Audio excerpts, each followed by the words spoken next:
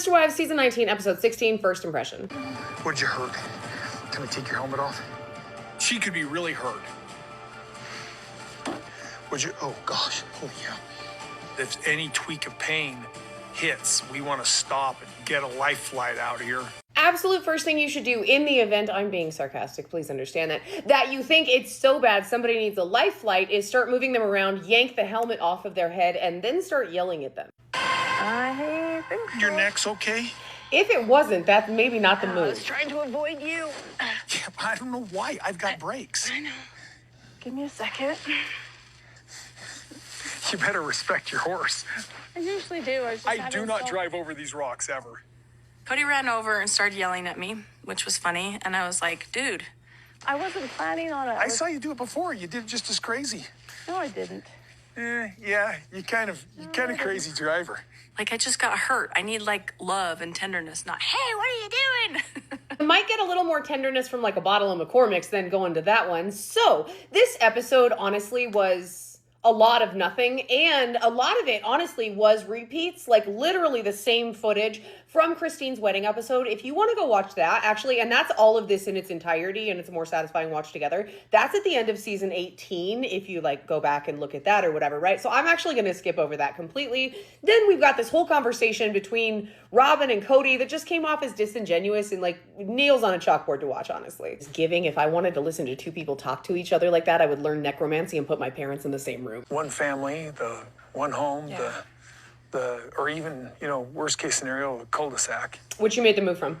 I literally felt like the family was in the way of my goals because they didn't want the same things I wanted. We get it. The family was the worst thing that ever happened to you. So like, why are you stuck on it? Moving on. Okay, got that. And of course the conversation is going to devolve into, well, just go make it work with Janelle because there's no autonomy for her in this. Apparently we just need to make that work. But then we get to Meri. For mine and Kody's 10th anniversary, I made him a quilt.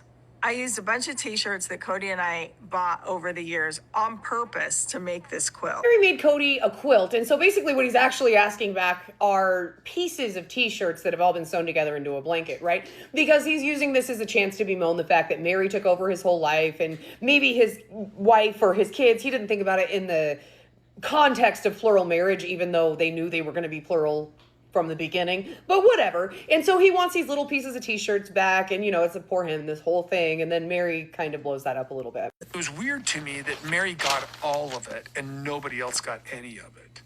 Kody is actually the one who came up with this idea for this quilt. But in honestly very healthy style, she was like, I don't want it anyway. Let's cut it up. You can have it. I don't need anything left from this. Then we go over to some more of Christine's wedding scenes. And then we jump over to another insufferable moment between Kody and Robyn. And this one was where I was like, this is just, it's so disingenuous. You and I sit here in this moment with this truth we have. I couldn't find that with them anymore.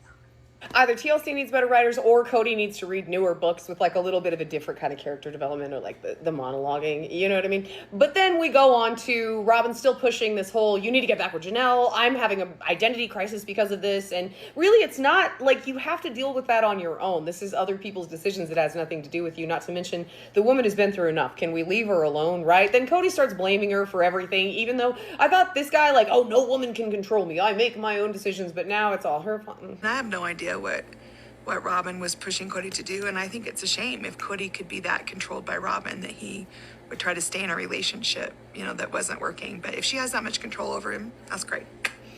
They can have that.